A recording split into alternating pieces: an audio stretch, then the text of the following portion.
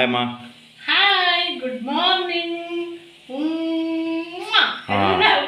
കിട്ടി കിട്ടി നീലമാന ചോലയിൽ.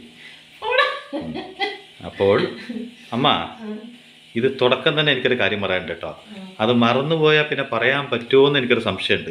അപ്പം അമ്മ സ്കൂളിൽ പഠിക്കുന്ന കാലത്ത് അവിടെ ഒരുപാട് നല്ല നല്ല പേരുകളുള്ള പെൺകുട്ടികളൊക്കെ വരുമ്പോൾ അമ്മക്ക് ഈ പേര് എന്താ, അംബുജം അംബുജം ചെമ്പുജം എന്നൊക്കെ പറഞ്ഞിട്ട് ആൾക്കാർ കളിയാക്കുന്നുണ്ടായിരുന്നു.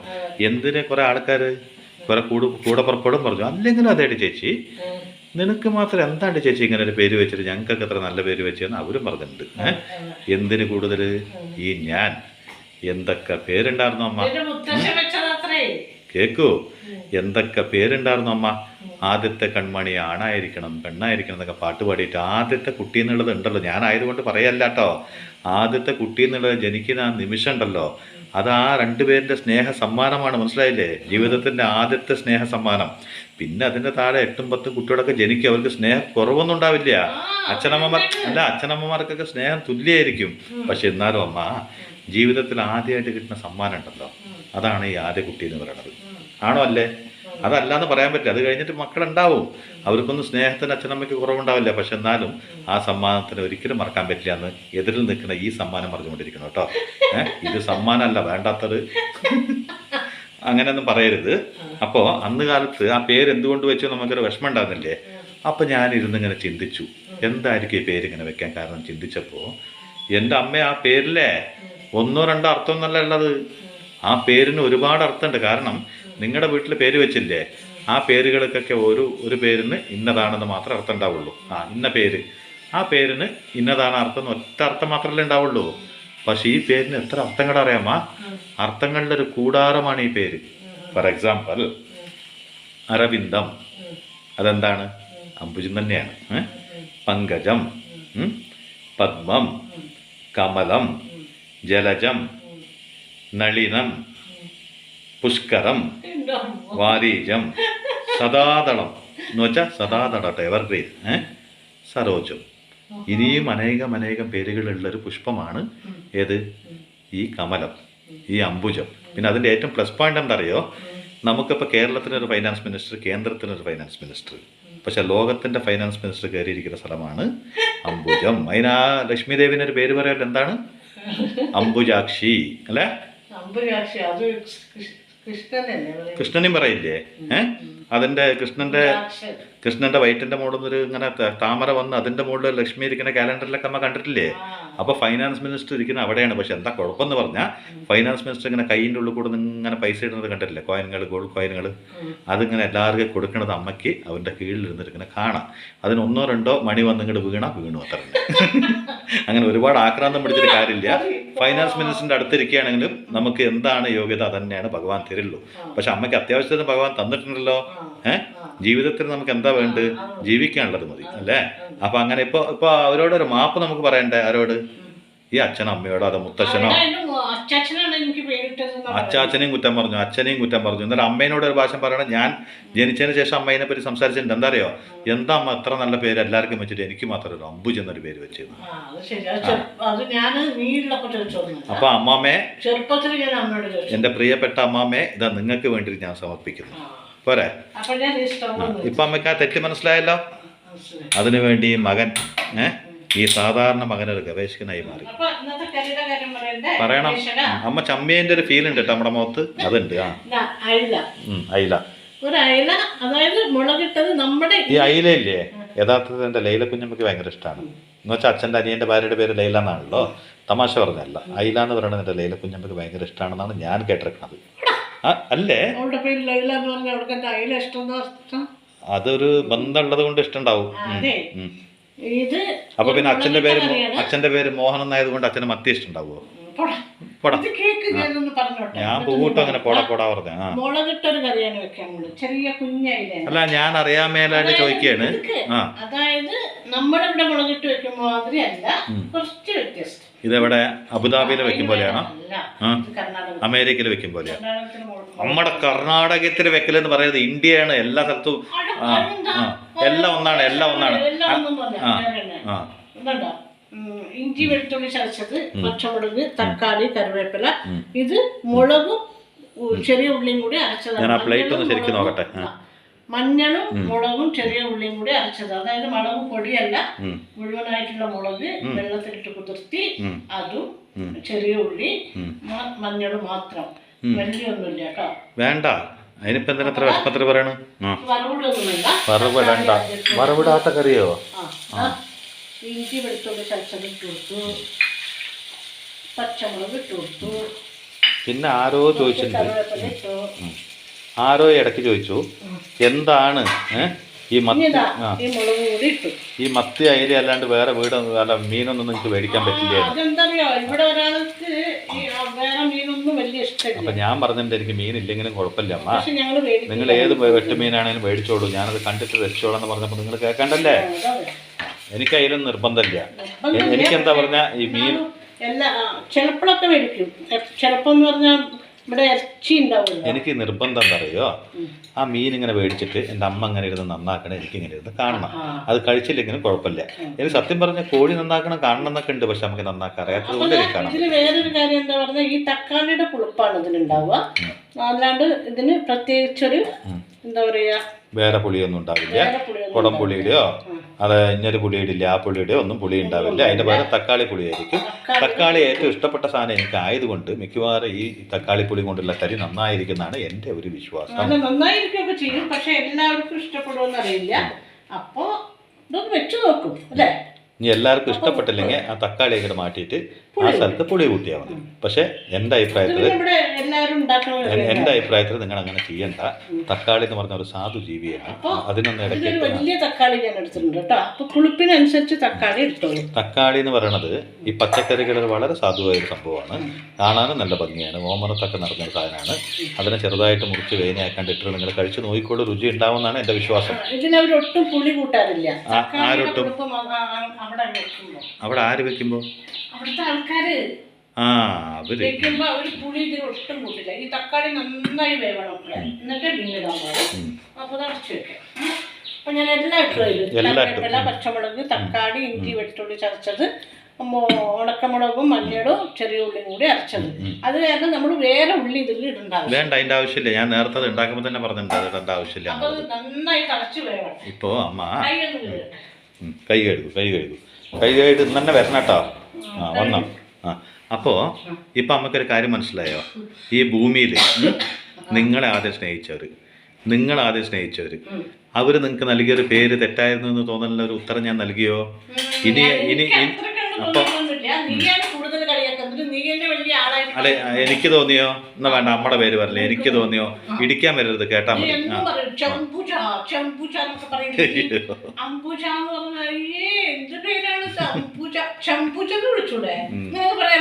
അങ്ങനെയും പറയാൻ കന്നഡത്തിലൊരു ചൊല്ല് പറയണം, അമ്പു ഇടുക്കോ കൈകൊൻ ചെമ്പു. അങ്ങനെ പറഞ്ഞ അമ്പു കയ്യിലൊരു ചെമ്പ് പിടിക്കുന്നതാണ്. അത് മലയാളത്തിൽ അങ്ങനെ തന്നെ പറയാ. അപ്പൊ എന്നാലും നിങ്ങൾ ആദ്യം സ്നേഹിച്ച വ്യക്തികൾ കണ്ടോ, ആദ്യം നൽകിയത് കണ്ടില്ല. അപ്പൊ സ്നേഹത്തിന് എത്രത്തോളം വിലയുണ്ടെന്ന് എൻ്റെ അമ്മയ്ക്ക് മനസ്സിലായോ? സ്നേഹം പവിത്രമാണ് അമ്മ. കണ്ടില്ലേ, നൂറ്റാണ്ടുകൾ കഴിഞ്ഞിട്ട് എത്ര ഭാഷ ഞാൻ പറഞ്ഞിട്ടുണ്ടെന്ന് എനിക്കെന്നറിയില്ല. ഇപ്പോഴും അങ്ങനെ തിളങ്ങി നിൽക്കുന്ന താജ്മഹൽ കണ്ടില്ലേ അമ്മ?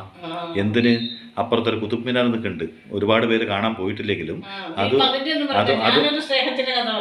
അമ്മയ്ക്ക് അതിൻ്റെ ഇടയ്ക്ക് അതും ഉണ്ടായോ? 16-17 വയസ്സിൽ കല്യാണം എവിടെ അമ്മ സ്നേഹം ഉണ്ടായ അമ്മയ്ക്ക്? അച്ഛാ എന്താ അതായത് പബ്ലിക്കിൽ പറഞ്ഞ അച്ഛനെ വിളിച്ച് കേൾപ്പിക്കേണ്ട ആവശ്യമൊന്നുമില്ല. അമ്മ പറഞ്ഞ അമ്മ ഉണ്ടായെങ്കിൽ പറഞ്ഞു, നോ പ്രോബ്ലം.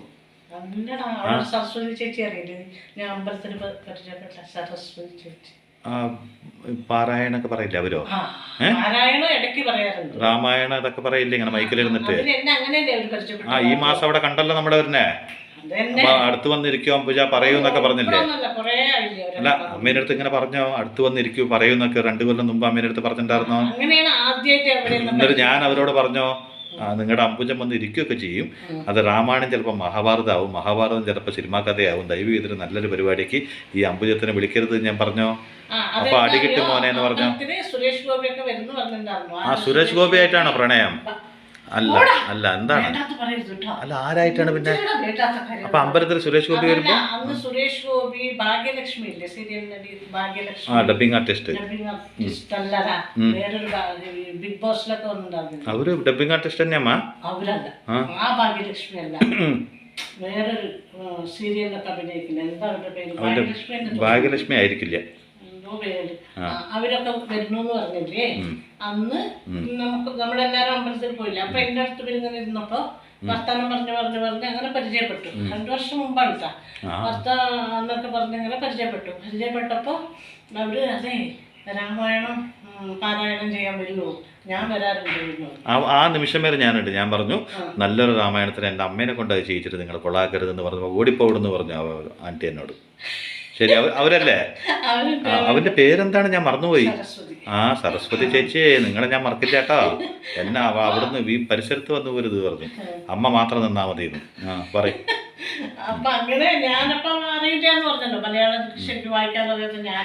അതന്നെ ഞാൻ പറഞ്ഞത്. അത് ചിലപ്പോ മഹാഭാരതമാവും, ചിലപ്പോ അത് സിനിമാ കഥയാവും. നിങ്ങൾ പറയിക്കരുത്. തെറ്റാണോ പറഞ്ഞത്? അപ്പൊ ഇന്നാണ് ഞാൻ പോയപ്പോ അവരുടെ 15ാമത്തെ വിവാഹ വാർഷികമായിരുന്നു. എന്റെ ഭഗവാനെ, ആണമ്മ? അല്ല, ഞാൻ ചോദിക്കട്ടെ, 15ാമത്തെ വിവാഹ വാർഷികം ആയിട്ടുള്ളൂ? കഥയുണ്ടോ?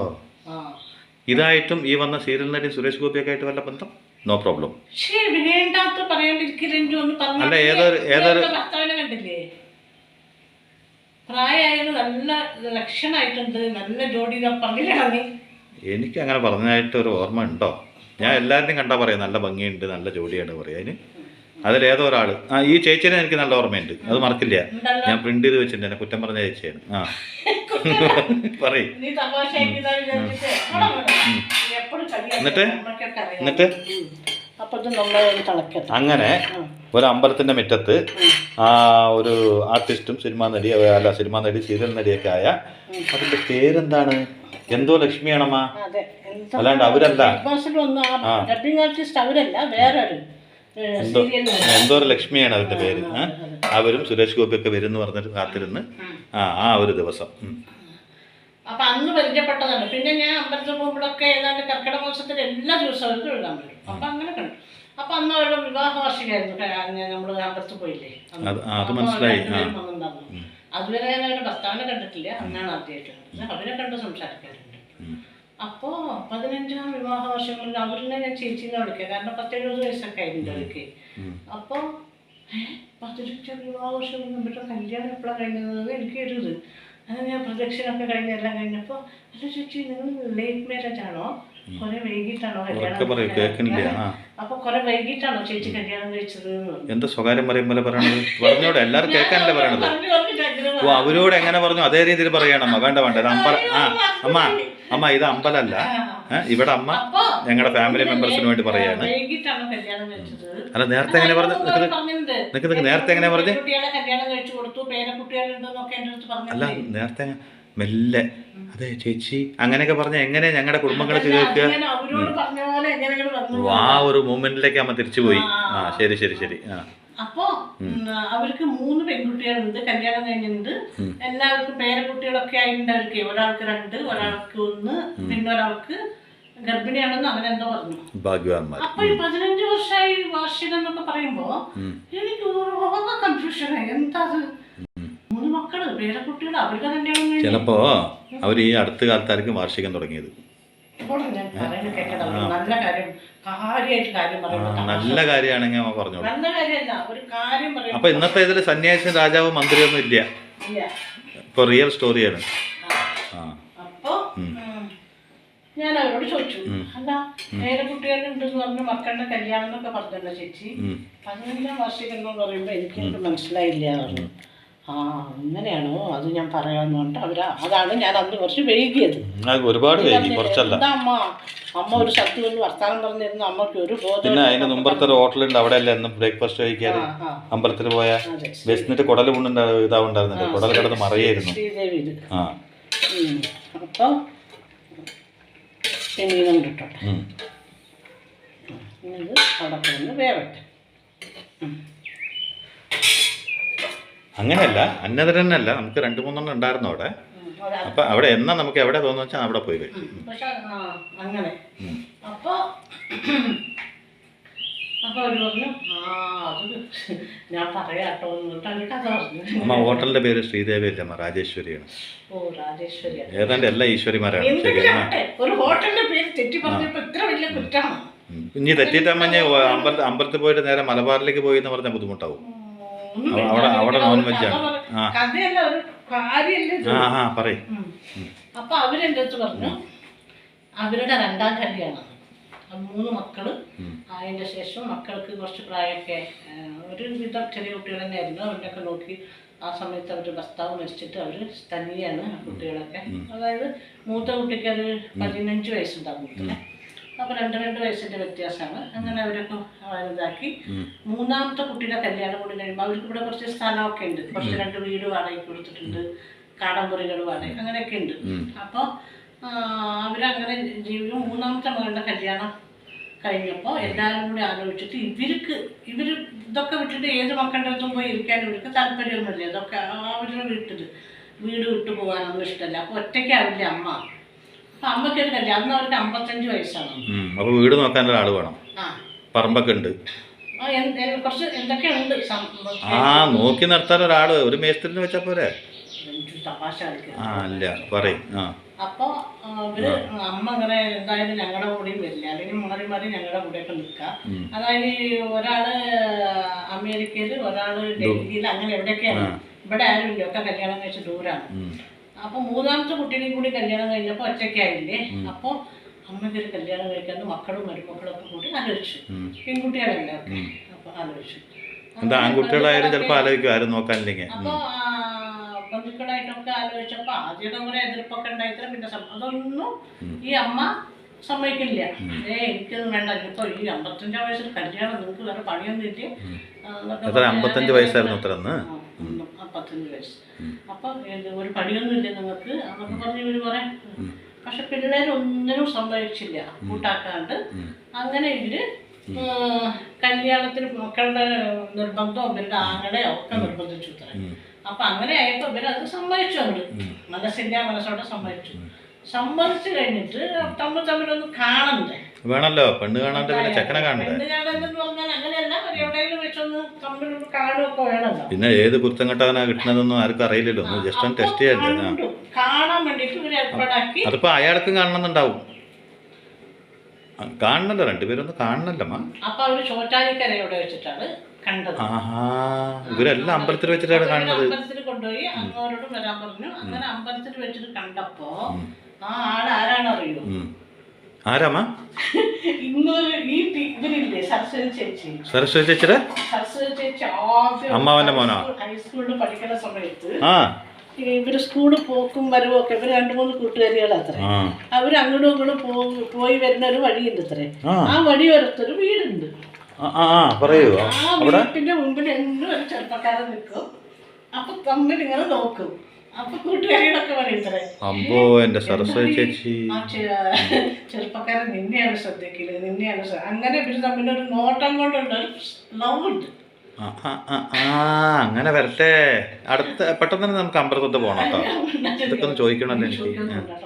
അപ്പൊ അവര് അങ്ങനെ അന്നത്തെ കാലത്ത് ഇതൊന്നും ഇല്ലല്ലോ, എന്ത് ഈ അങ്ങനെ ഇപ്പോഴത്തെ പോലെ അല്ലല്ലോ.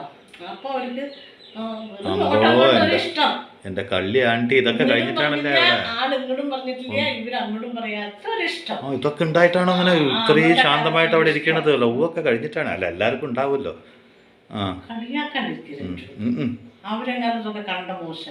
മോശം എന്ന് പറഞ്ഞില്ലല്ലോ.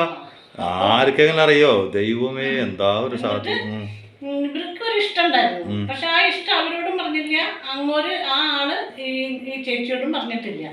അങ്ങനെ ഇവര് തമ്മിലൊരു ഇഷ്ടം ഉണ്ടായിരുന്നു. പക്ഷെ ആ ഇഷ്ടമൊക്കെ പിന്നെ കല്യാണമൊക്കെ കഴിഞ്ഞു. ഇഷ്ടമാണ് എന്നെ, അല്ലെങ്കിൽ എന്റെ വീട്ടിൽ വന്ന് അന്വേഷിക്കുക, അങ്ങനെ ഒന്നും പറഞ്ഞിട്ടുമില്ല. ഒരു മനസ്സുകൊണ്ട് നല്ല ഇഷ്ടം.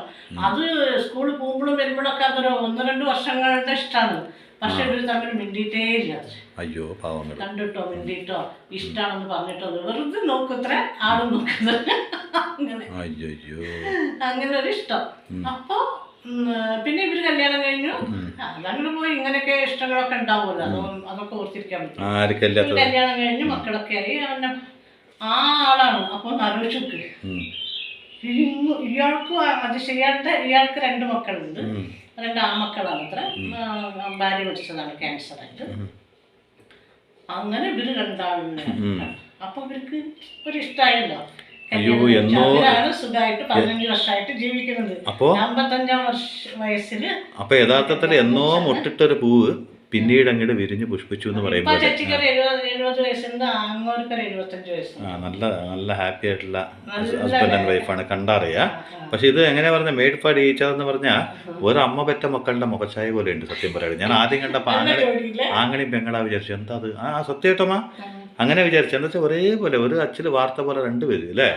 ഇത് ദൈവം മുൻകൂട്ടി തയ്യാറാക്കി വെച്ച എന്താ സ്നേഹം അത്രയ്ക്കും എന്താ പറയാ മനസ്സിന്റെ ഉള്ളിലെ നിർമ്മല സ്നേഹം. ചിലപ്പോ പറയാൻ പറ്റില്ലമ്മ, മനസ്സിൽ ഒരുപാട് സ്വപ്നങ്ങൾ കണ്ട് അത് ചിലപ്പോൾ യഥാർത്ഥമായ സ്നേഹമായിരിക്കും. പറയാനൊരു മടിയുള്ള എല്ലാവരുടെ ജീവിതത്തിലും ഒരു ആദ്യ സ്നേഹം എന്ന് പറഞ്ഞ് ഉണ്ടാവുമെന്നാണ് ഞാൻ കേട്ടിരിക്കുന്നത് കേട്ടോ. എനിക്ക് അങ്ങനെയൊന്നും ഉണ്ടായിട്ടില്ലേ. അപ്പൊ അങ്ങനെയൊക്കെ ഉണ്ടാവാൻ സാധ്യതയുണ്ട്. ഞാൻ യൂട്യൂബാണ്, ചിലപ്പോ ഞാൻ എന്നിട്ട് പറഞ്ഞാലോ ചേച്ചിന്ന് പറഞ്ഞു. അതിനെന്താ? അതിനൊന്നും കുഴപ്പമില്ല. അതിനിപ്പോ എന്താ കുഴപ്പം? അതൊന്നും സാരമില്ല. പറയുകയാണെങ്കിൽ പറഞ്ഞോളൂ പറഞ്ഞു. എന്നാലും ഞാൻ ഇത്ര ദിവസം പറഞ്ഞില്ല. അപ്പൊ അത്രയും വർഷം കഴിഞ്ഞിട്ട് ഞാൻ ആലോചിക്കുക, ഇത്രയും വർഷങ്ങൾ കഴിഞ്ഞിട്ട് ഇവർക്ക് മക്കളുണ്ടായി, മക്കൾക്ക് മക്കളുണ്ടായി, അങ്ങോട്ട് അങ്ങനെ പേരക്കുട്ടികളൊക്കെ ഉണ്ടാവും. അവർക്കും പേരക്കുട്ടികളുടെ കാര്യങ്ങളൊക്കെ ആയി ഇങ്ങനെയൊക്കെ നിൽക്കുന്ന ഒരു സമയത്ത് അന്ന് എന്നോ സ്കൂൾ കാലഘട്ടത്തിൽ കണ്ട് മനസ്സിലൊരു മോഹം തോന്നിയ 2 പേരും തമ്മിൽ പിന്നെ വർഷങ്ങൾക്ക് ശേഷം ഒരു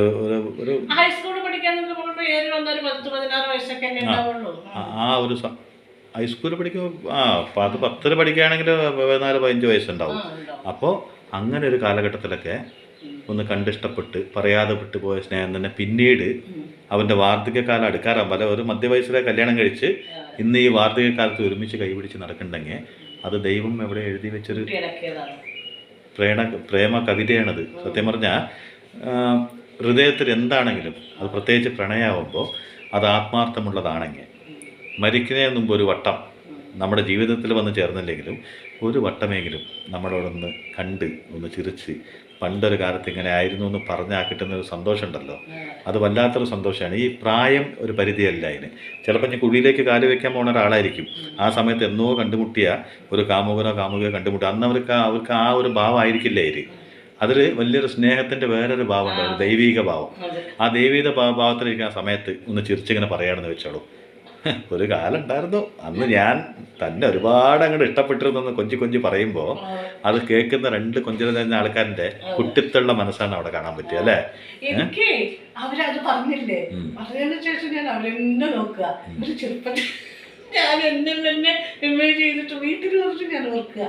അവരെങ്ങനെ ഉണ്ടാവും ചെറുപ്പത്തില്, അവരുടെ രൂപമൊക്കെ ചെറുപ്പത്തിൽ എങ്ങനെ ഉണ്ടാവും. അല്ല, അവർ നല്ല ഐശ്വര്യമാണ് കാണാൻ 2 പേരും. ഒന്നും അതാ ഞാൻ പറഞ്ഞ മെയ്ഡ് ഫോർ ഈച്ച് അതർ. ചെറുപ്പത്തിൽ എങ്ങനെ ഉണ്ടാവും എന്നൊക്കെ ഞാനിങ്ങനെ ഇമേജ് ചെയ്ത് നോക്കുന്നു. അപ്പോ അല്ല അതുപോലെ അവർക്ക് എന്നെ ഭയങ്കര ഇഷ്ടമാണ്. അമ്പലത്തിൽ വെച്ചൊരു പരിചയം അല്ലേ, അവരായിട്ട് തന്നെ എന്നോട് പരിചയപ്പെട്ടതാണ്. തീർച്ചയായിട്ടും നല്ലൊരു അവരടുത്ത് വന്ന് എവിടെ നിന്നാന്നൊക്കെ ചോദിച്ചാണ്. പായസമൊക്കെ തന്നത് കണ്ടോ കൊണ്ടുപോകാൻ വേണ്ടിയിട്ട്. അപ്പോൾ എവിടെ നിന്നാണെന്നൊക്കെ ചോദിച്ചു. അടുത്തിരുത്തി എത്രയോ വർഷത്തെ പരിചയം പോലെ ആദ്യത്തെ ദിവസം തന്നെ നിങ്ങൾ ഒരുപാട് നേരം സംസാരിച്ചു. ഭഗവതി ക്ഷേത്രത്തിൽ വെച്ചിട്ട്. അത് മാത്രമല്ല, നമ്മൾ പെട്ടെന്ന് കണ്ടുമുട്ടുന്ന ചില ആൾക്കാരുണ്ട്. നമ്മൾ ഒരിക്കലും കണ്ടിട്ടേ ഉണ്ടാവില്ല. എവിടെയെങ്കിലും വെച്ച് പെട്ടെന്നൊന്ന് കണ്ടുമുട്ടി ഒന്ന് മിണ്ടിയാൽ മതി. ആ മിണ്ടലോട് കൂടി ഒരുപാട് വർഷത്തെ അമ്മേനെ നാട്യമയൂരെന്ന് വെറുതെ അല്ല കേട്ടോ ആ ചേച്ചി വിളിച്ചത്. അമ്മ ഇടയ്ക്കിടയ്ക്ക് ഡാൻസ് കളിക്കുന്നതാണ്. അപ്പോൾ അവർക്കൊരു സംശയം, അമ്മ ഒരു നർത്തകിയാണോ എന്ന്. അല്ല, കാലുവേദനയും കൊണ്ടാണ് ഞാൻ പറഞ്ഞിട്ടുണ്ടായിരുന്നില്ലേ, അതിനൊരാൾ മെസ്സേജ് ഇട്ടുണ്ടായിരുന്നു, ഒരു ചേച്ചി. ആ നാട്യമയൂരിന്ന്. ശരിയാണ് കേട്ടോ, അമ്മ അങ്ങനെ ഡാൻസ് കളിച്ചാൽ അവർ തീർച്ചയായിട്ടും അങ്ങനെ പറയും. അങ്ങനെ ഒരു പ്രണയം പൂവണ് സാക്ഷ്യം വഹിച്ചു അമ്മ അല്ലേ? സാക്ഷ്യം വഹിച്ചില്ല, ആ കഥ കേട്ട് സംതൃപ്തരായി അല്ലേ? അപ്പൊ ഇങ്ങനെയുള്ള നല്ല ബന്ധങ്ങൾ അല്ല, നല്ല ഹൃദയങ്ങൾ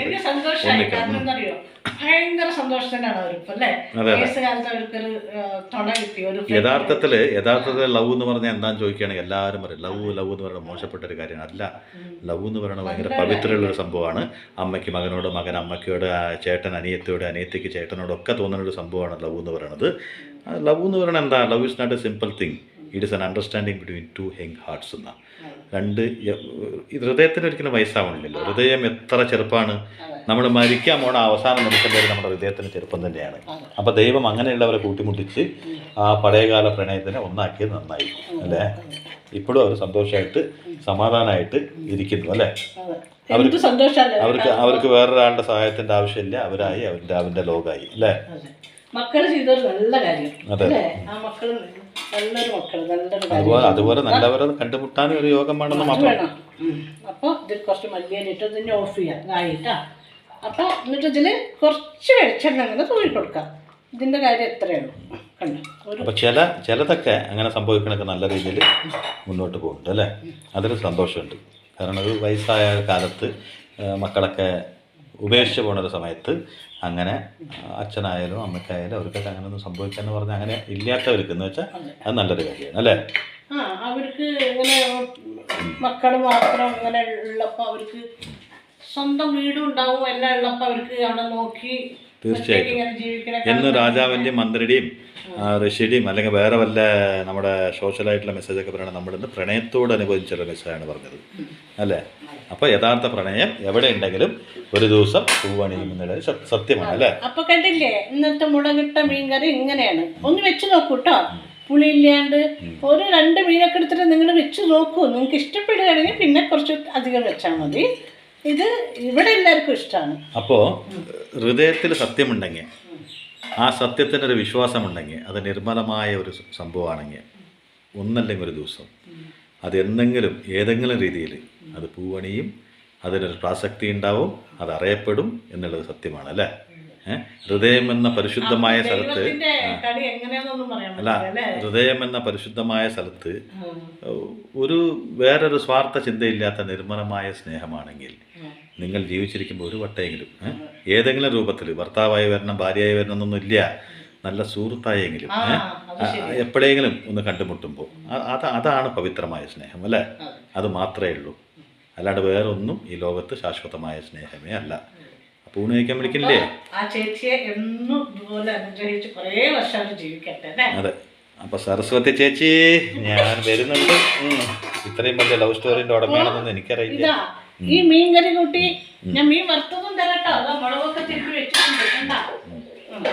അപ്പൊ ഞാൻ മീൻ വറുത്തതും ഒക്കെ തരാം. പിന്നെ ചേമ്പും കണ്ട് തോരൻ വെക്കുന്നുണ്ട്. തോരൻ എന്താ പറയാ, പച്ചമുളകൊക്കെ ചതച്ചിട്ട്. അപ്പൊ അതൊക്കെ കൂട്ടി നിങ്ങൾക്ക് ഞാൻ ഭക്ഷണം തരാട്ടോ. വരണോ? Bye.